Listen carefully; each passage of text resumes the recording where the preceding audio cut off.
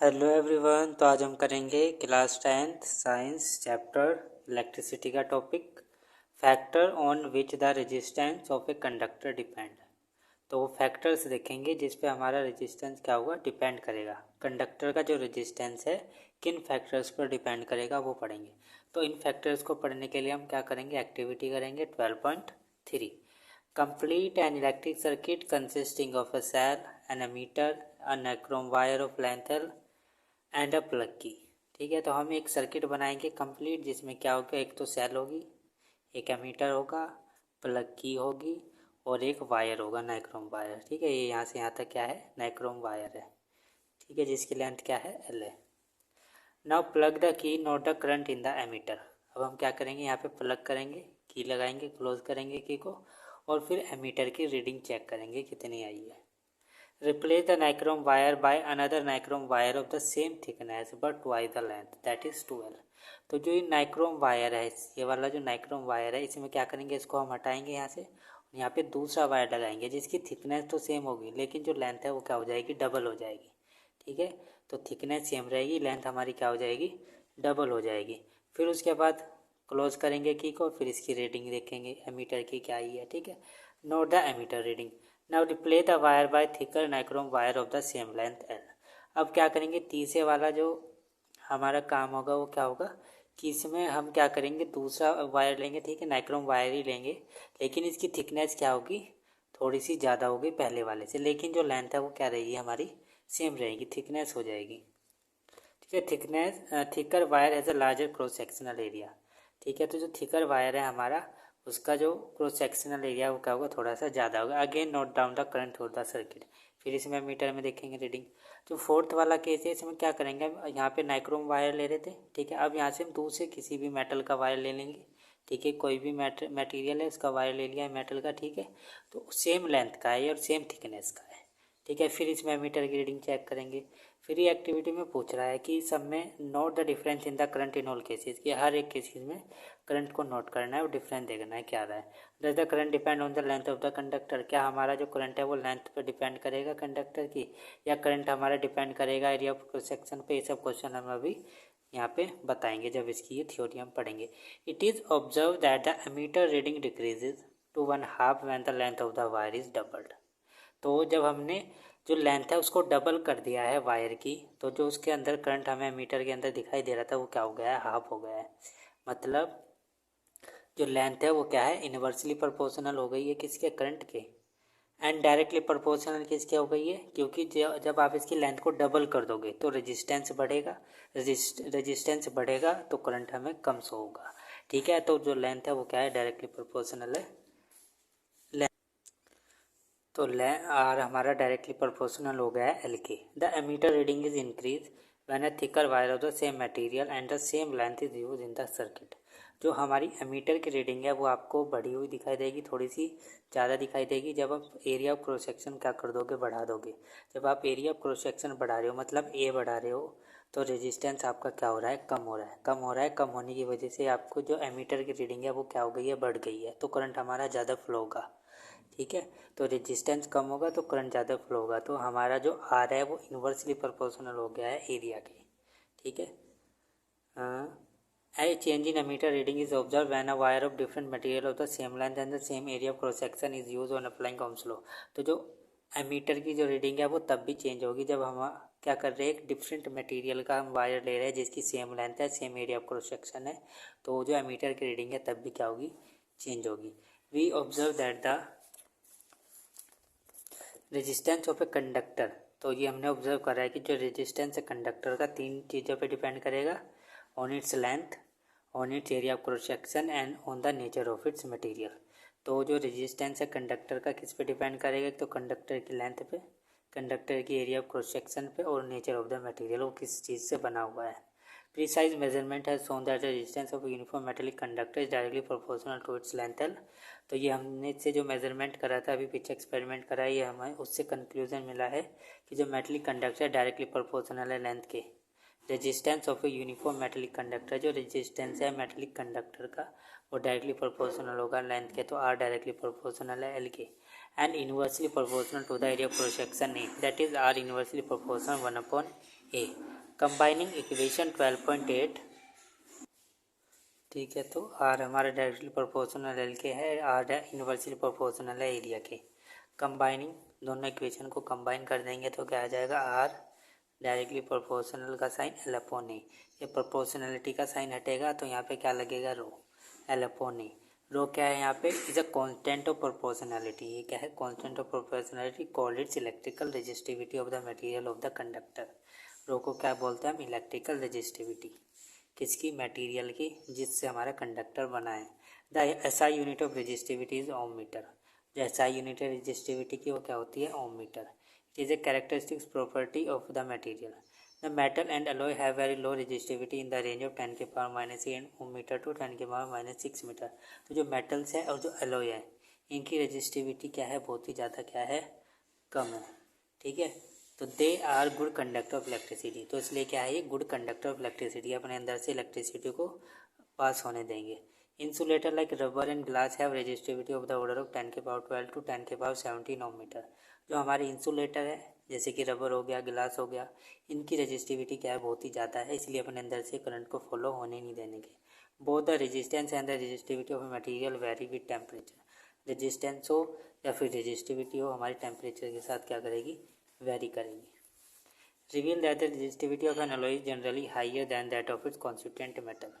तो ये हमने नोट किया है कि जो रेजिस्टिविटी होती है alloy की, ठीक है, वो ज़्यादा होगी किसकी रेजिस्टिविटी से, मेटल से, जिससे मिलके हमारा alloy बना है, उन मेटल्स की रेजिस्टिविटी से ज़्यादा होगी रेजिस्टिविटी alloy की। alloy do not oxidise readily at high temperature, जो alloy है हमारा ऑक्सीडाइज नहीं होने का हाई टेम्परेचर पर भी, ठीक है। For this reason they are commonly use in electrical heating device, ठीक है। ऑक्सीडाइज का मतलब बर्न नहीं होने का, जलने का नहीं जल्दी से, ठीक है, हाई टेम्परेचर पर भी। तो इसलिए हम एलॉय को किस लिए यूज़ करते हैं, इलेक्ट्रिकल हीटिंग डिवाइस के लिए भी यूज़ करते हैं, जैसे कि इलेक्ट्रिक आयरन, आयरन के अंदर जो इलेक्ट्रिक आयरन के अंदर जिससे मटेरियल बना है वो, ठीक है। टोस्टर के लिए इसको यूज़ करते हैं। Tungsten is use almost exclusive for filament of electric bulb, और इलेक्ट्रिक बल्ब का फिलामेंट बनाने के लिए टंगस्टन को यूज़ करते हैं, क्योंकि इनकी रेजिस्टिविटी ज़्यादा है तो ज़्यादा जल्दी बर्न नहीं होने के। Whereas copper and aluminium are generally use for electrical transmission line. जो कॉपर है और एल्यूमिनियम ये क्या हमारे मेटल है, रेजिस्टिविटी बहुत ही ज़्यादा कम है, रेजिस्टिविटी बहुत कम है, तो करंट इनमें क्या होगा, बहुत ही अच्छे से क्या होगा, फ्लो होगा, मतलब बहुत ज़्यादा फ्लो होगा, तो इसलिए उनको हम किस में यूज़ करते हैं, इलेक्ट्रिकल ट्रांसमिशन लाइन्स में। तो इलेक्ट्रिकल्स के जो वायर्स बनते हैं उनको बनाने के लिए हम इनको यूज़ करेंगे। Conductor silver, copper, aluminium, tungsten, nickel, iron, chromium, mercury, manganese, इनकी रेजिस्टिविटी लिखी है साथ में, ठीक है, आप पढ़ सकते हो, याद करने की ज़रूरत नहीं है। अलॉय कॉन्सोटेंटन, ठीक है, ये किससे मिलके बना है, कॉपर और निकिल से। मैंगनीन, ये बना है कॉपर, मैंगनीज और निकिल से। नाइक्रोम, निकिल, क्रोमियम, मैंगनीज और आयरन से, ये इनकी रेजिस्टिविटी दे रखी है, ठीक है। Insulator, glass, hard rubber, ebonite, diamond, paper, ये भी इनकी रेजिस्टिविटी दे रखी है। You need not to memorise this value, you can use this value for solving numerical problem. इनको आपको याद करने की कोई ज़रूरत नहीं है, ठीक है, आप इनको बस एक बार पढ़ सकते हो। बस आपको पता होना चाहिए कंडक्टर की रेजिस्टिविटी कम होती है, एलॉय की बीच में होगी, और इंसुलेटर की बहुत ही ज़्यादा रेजिस्टिविटी होती है, और इसकी वजह से उनमें करंट हमारा बहुत ही कम फ्लो होगा, कंडक्टर में बहुत ज़्यादा करंट हमारा फ्लो होता है, ठीक है। अब करेंगे हम न्यूमेरिकल्स। तो पहला न्यूमेरिकल है हमारा, how much current will an electric bulb draw, ठीक है। तो कह रहे कितना करंट हमारा इलेक्ट्रिक बल्ब ड्रॉ करेगा, 22 वोल्ट सोर्स में से, ठीक है। तो वोल्टेज दे रखी है हमें, पोटेंशियल डिफरेंस कितना दे रखा है, 200 volt. If the resistance of the bulb filament is 1200 ohm, R दे रखा है कितना है, 1200 ओम। तो कह रहा है कि कितना करंट ये यूज़ करेगा बल्ब हमारा, इलेक्ट्रिक बल्ब कितनी सोर्स, ठीक है, कितना करंट यूज़ करेगा, तो कितना आएगा, V/R, ठीक है।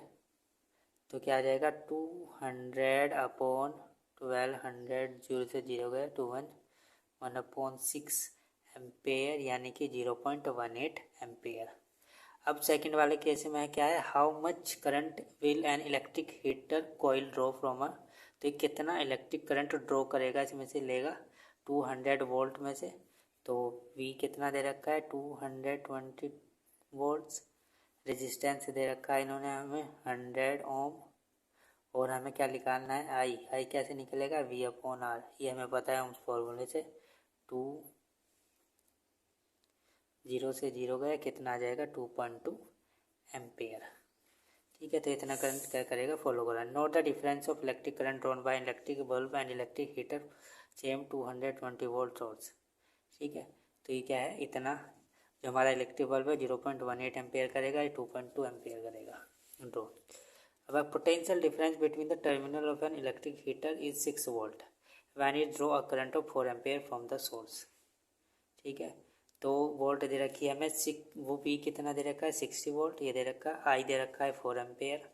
क्या पूछ रहा है what will be the heater draw if the potential difference is increase to 120। ठीक है, तो यहाँ पे देखो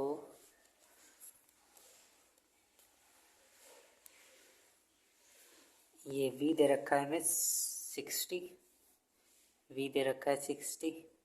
ठीक है, और A दे रखा है इन्होंने कितना में 4 एम्पेयर। R निकालना है हमें, R कैसे निकलेगा, R निकल जाएगा V/I, सॉरी आई है, ठीक है एम्पेयर आई।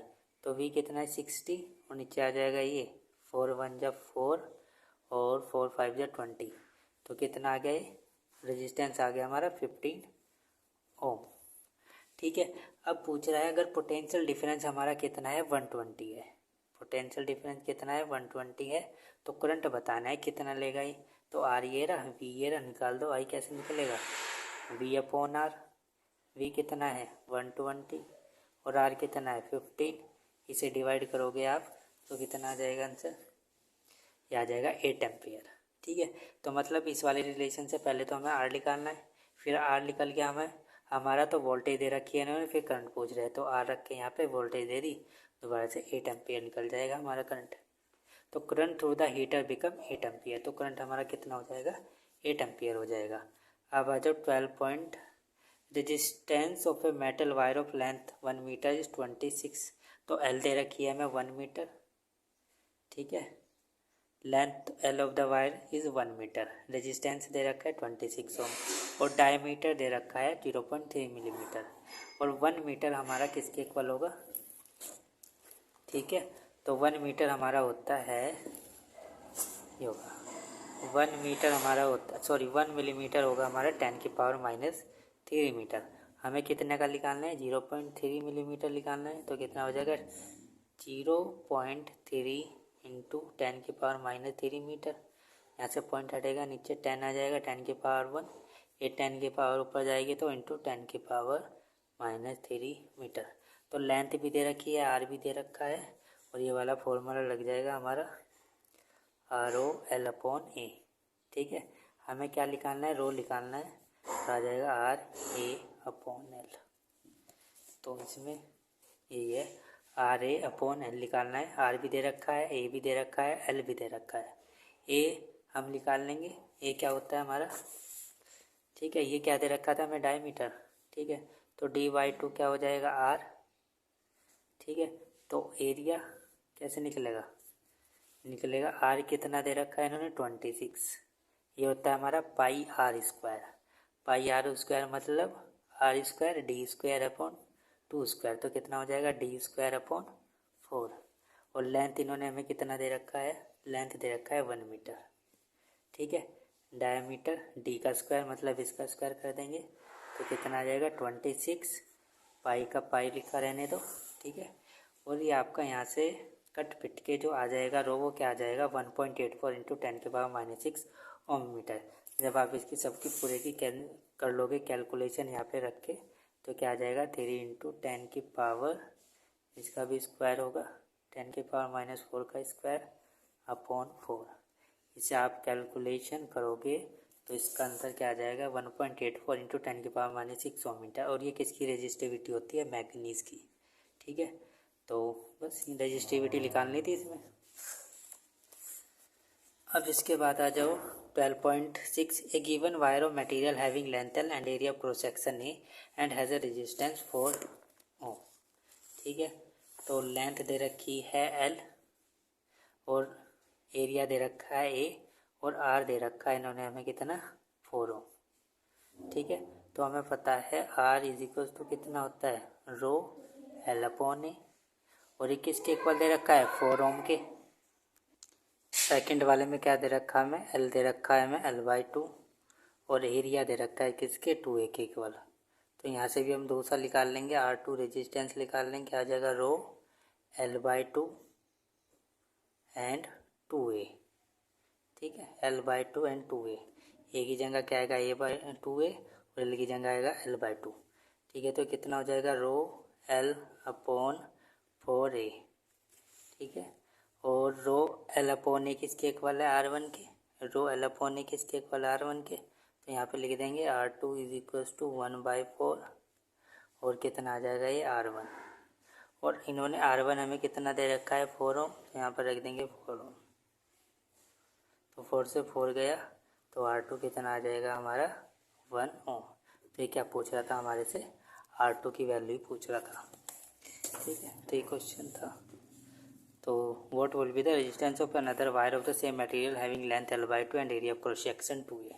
तो इस तरह से हमने ये निकाल दिया, resistance of the new wire is 1 ओम।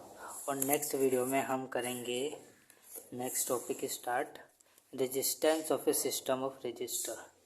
ठीक है, तो रेजिस्टेंस हम किस तरह से लगाएंगे सिस्टम में, या रजिस्टर्स किस तरह से अरेंज करेंगे, इस पढ़ेंगे हम नेक्स्ट वीडियो में।